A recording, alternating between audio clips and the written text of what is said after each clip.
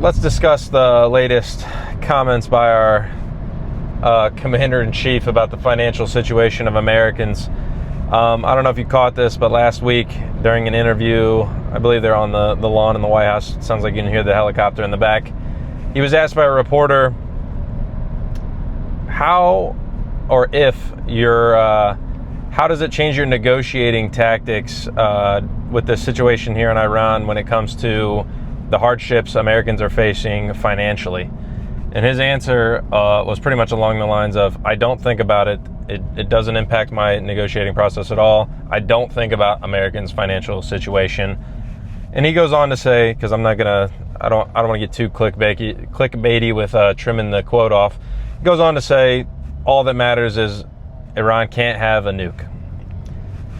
Obviously, this is the kind of comment that loses support. Whether it's clipped out of context or not, it doesn't matter. With the context, it's bad enough. Obviously, without the context, it can sound even worse. And later on, he was asked about the comment, and he basically doubled down and said, great comment, I would defend it, I would make the comment again. I think he's just losing it, honestly. I made a video last week, I've never seen somebody blow it like this. It's just outstanding. There's something to be said about being out of touch. You're allowed to be out of touch, and if you happen to just make the right decisions. As a leader, as a politician, as all these things, you can't be out of touch and making the wrong political decision, the most unpopular political decision, back to back to back at the same time. I think it's pretty easy at this point. I can't guarantee it. Obviously, we'll see when we get closer.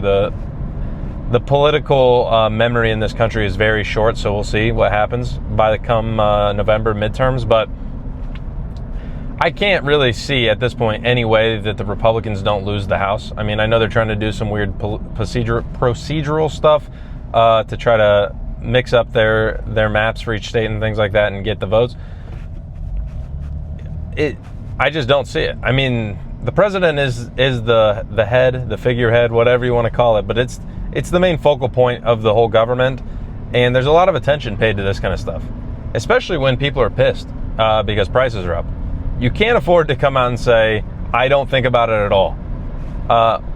Obviously, Iran having a nuke or whatever is worst case scenario. It would be bad.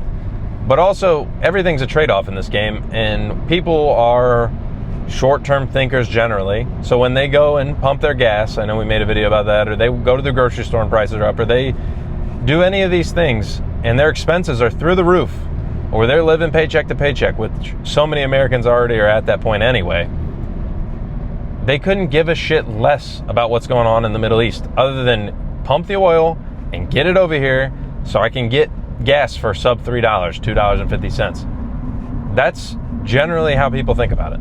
And I can't blame them. A lot of people don't have time to think about the general political direction the country's headed in and geopolitics and long-term financial goals. It's great. Obviously, that's what the leaders are for, but you cannot be this obtuse when it comes to messaging. And I think, honestly, this is a big part of why, I don't know, I think he's just getting too old. I criticized Biden when we got there. I'll criticize him for it now. I think he's just losing it in the sense of he can't even hide it. I mean, he just can't hide it anymore. Short and sweet of it is basically, I didn't vote in the presidential election. If I would have voted for Trump anyway, almost guaranteedly. My whole reasoning why has pretty much been, there's a chance he'll be better than the other person, because I thought Kamala would be terrible. I don't think any different now. I think it's pretty much the same. But he's blowing it spectacularly. Like, just, you can't just basically shit on your supporters and your base and expect them to just take. Some of them will. I'll never understand those people. You're an absolute loser if you just basically agree with everything anybody says. Just basically, I was actually talking with somebody at work about this today, where it's just like, the vote blue no matter who, the die-hard Republicans, I don't care, I'll never vote for anybody. You don't have to vote for the other person. That's not what I'm saying. I think that's kind of stupid too, where somebody's like, there was a clip from a CNN phone call that I was listening to today on Breaking Points where the guy calls in, he's like, I was a Trump voter 3 times, and now I think we just got to vote for the Democrats in. It's like, dude, Are you stupid? Which he might be stupid. I mean, there's plenty of people out there that just flip on a dime, whatever. My philosophy is more like this. I'm picking between the better of two evils. They are not good. They don't care about you. They don't care about me. They do their own thing. My hope was that Trump's self-interest somehow benefited general people's self-interest more so than Kamala's would. Now, we're in a war in Iran, and gas prices are $4.50 a gallon. Plenty of other reasons for that. We can get into it in a different video. Didn't see that one coming. I don't think a whole lot of people saw it coming. I didn't really. Maybe I wasn't paying enough attention. The whole thing was no more wars and the better economy for people, the regular people. Great. And then they come out, start a war in Iran, they go, the stock market's up though. And it's like, who gives a fuck if the stock market's up when gas is $4.50? Yeah, great. Your 401k is a little bit better. Most people don't fucking have a 401k. There's a lot of people. I think the stat's actually something like 60% of Americans own stocks. Problem is, the top 10% of the people that own the stocks own 80 to 90% of the stock value. So the richest people own all of it. So great for them. Awesome. This channel, I talk about it all the time, financial, well-being and planning and how to be smart with your money. And yeah, you should start a retirement account and invest in all these things. That's awesome. But for younger people, I've been doing it since I've started working. I don't own that much. Maybe 60, 70 grand for working for 5 years. Not bad, I don't think, for a 401k. But I don't really care if the stock market's up higher than it's ever been. Great for all the boomer voters that voted for this situation where we just take everything from the younger generations to pay off the richest subgroups of our society. Awesome, great, good job. And all the richest benefit the most as asset values skyrocket. The main reason why I'll encourage anybody on this channel ever to get into investing, because that's the only way you stay ahead of this mess that we're going to continually be in, I guess, forever. But that doesn't win you the midterms. I'll tell you that right now. I mean, there's definitely going to be diehard people. Like I said, the people that are just, I don't care, I vote Republican, I check that box.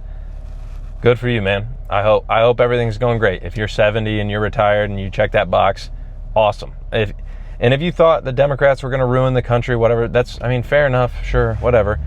We're going to roll into the midterm. I think the Republicans will lose the House. They might lose the Senate. I don't think they will. And he will have a lame duck next presidency, and then the Democrats will win the next election after that, because the economy is not going to recover. They're not going to be able to do anything. They're going to try to get the new Fed guy in there. They might start cutting rates like crazy. Inflation skyrockets again. I don't see the way out. It's not obvious to me. I know people think Trump's this genius, and it's like, well, if he was a genius, you wouldn't come out there and say, I don't think about Americans' financial decisions at all. That's like entry-level politics. Hey, how about you don't say shit like that? It's not very difficult. I've never been in politics, but I could tell you what, when I was thinking of what to say, even in my head, on the spot, I wouldn't have said that. Nobody would say that, because it's crazy to throw it in the most harmed people's faces, to basically say, no, I don't think about you at all. Which is fine. He doesn't think about you at all. You don't have to say it out loud. You don't fucking tell him that. Like, if you're smart enough, I would think. I don't think I'm some genius, but I do know this. Billionaire Donald Trump, just like every politician, he's not special in this way. Besides that, he's a billionaire. Most of them aren't billionaires, but lots of them are multimillionaires. Doesn't give a shit about the everyday person. They just don't. It's what it is. Doesn't mean they still can't help. Generally, in my opinion, the way they help is get the hell out of everything a regular person does and let them do their own thing and let them figure it out themselves. But they don't know. They don't care. They're detached, they're removed, they're out of touch. However you want to say it, that's fine. Trump, you think Trump's looking at the pump when he pumps his gas? When he's not even driving a vehicle, somebody drives him around all the time? Your tax dollars, I guess, pay for his gas right now, so that's a different story. But the jet, whatever, the fuel prices are up, flights are up, everything's up that's related to petroleum products. You think they even notice?